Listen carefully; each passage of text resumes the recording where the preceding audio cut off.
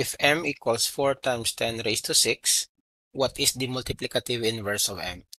So dito, pag sinabi mong multiplicative inverse, so basically you're asked of the reciprocal. So ano na yung number that when you multiply to m, magiging 1.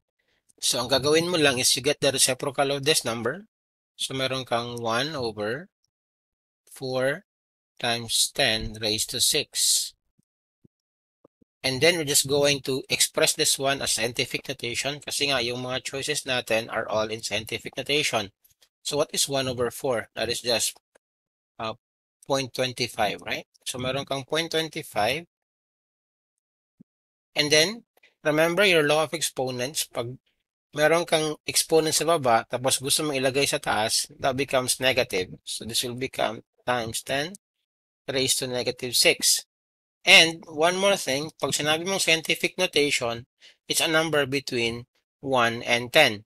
So itong 0.25 natin, gawin natin siyang 2.5. So to do that, move natin to ng isang decimal places.